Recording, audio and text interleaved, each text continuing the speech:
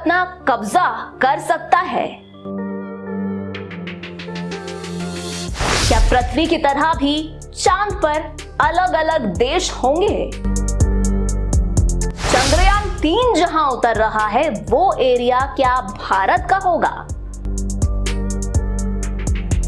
चंद्रयान 3 अभियान को लेकर के हर भारतीय उत्साहित है। उत्साह के साथ साथ सभी के मन में चंद्रयान 3 अभियान को लेकर के हजारों सवाल घूम रहे हैं और इस खास चंद्रयान 3 सीरीज में हम आपके उन्हीं सवालों के जवाब दे रहे हैं। और ऐसा ही एक और सवाल हमारे पास आया है दोस्तों कि क्या कोई देश चांद पर अपना कब्जा कर सकता है?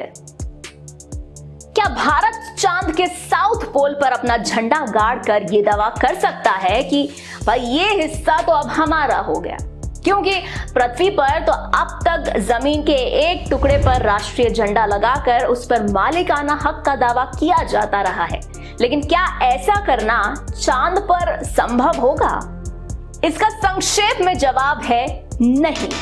ना तो भारत और ना ही कोई और चांद को आपस में बांट सकता है, लेकिन इस पर दुनिया दो तरह के विचारों में बंट चुकी है। जी हाँ, अमेरिका और यूरोप जैसे देश फाइंडर्स कीपर्स नीति में विश्वास रखते हैं, यानी कि जिसने ढूंढा वो ही रखे।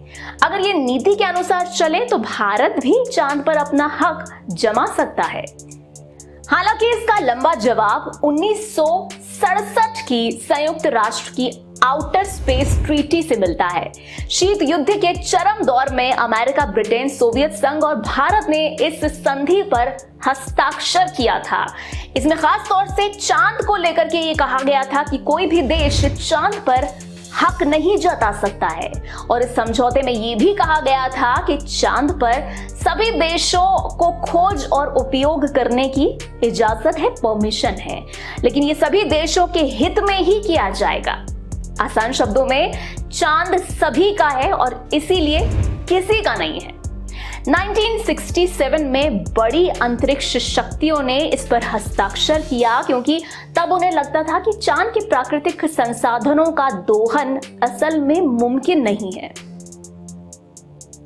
और यही वजह थी कि 50 साल पहले जब नील आर्मस्ट्रॉन्ग ने चांद पर अमेरिकी झंडा लगाया तो उसका मतलब ये नहीं था कि चांद अमेरिका का हो गया है। आर्मस्ट्रॉन्ग के चांद पर उतरते समय का एक शब्द था, a small step for man, a giant leap for Mankind.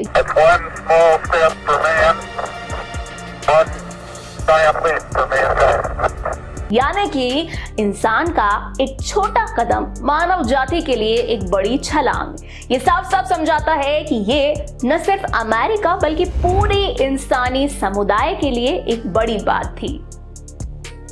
चांद में अचानक से नए सिरे से दिलचस्पी बढ़ी है, चाहे वो अमेरिका हो, नासा हो, अमेज़न के जेफ बेजोस हो, टेस्ला के इलॉन मस्क हो, चीन और रूस, सभी ने हमारे इस आसमानी पड़ोसी पर अपनी नजरें गड़ा दी हैं। पर वजह क्या है, क्यों गड़ा दी है? वजह यही है कि जिसके लिए चंद्रयान 3 मिशन लॉन्च किया गया है। चंद्रयान 3 पर सरकार ने 615 करोड़ रुपए खर्च किए हैं ताकि ये पता लगाया जा सके कि पानी, ऑक्सीजन और आइसोटोप हीलियम 3 जो ईंधन के लिए काफी अहम है, क्या वो वहां पर मौजूद है। अगला कदम इन संसाधनों को हासिल करना होगा।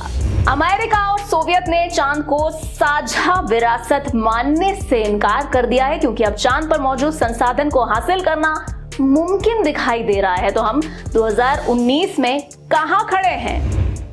इस पर दुनिया दो तरह के विचारों में बटी हुई है। अमेरिका और यूरोप जैसे देश फाइंडर्स कीपर्स नीति में विश्वास करते हैं, यानी कि जिसने ढूंढा वही रखे। अगर ये नीति के अनुसार चले तो भारत भी चांद पर अपना हक जमा सकता है। तो दोस्तों, आपका इस बारे में क्या कहना है? कमेंट में हमें अपनी राय जरूर कमेंट करके बताइएगा।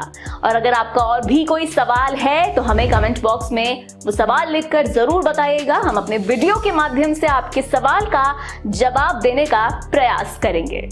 साथ ही चंद्रयान 3 पर आगे और भी अपडेट्स आती रहेंगी, इसीलिए अपडेटेड रहने के लिए हमारे चैनल को जरूर सब्सक्राइब कर लें, साथ ही बेल नोटिफिकेशन जरूर ऑन कर लीजिएगा। जल्दी मिलेंगे ऐसे और भी इंफॉर्मेटिव वीडियोस के साथ, तब तक के लिए दीजिए इजाजत। Be happy, bye bye.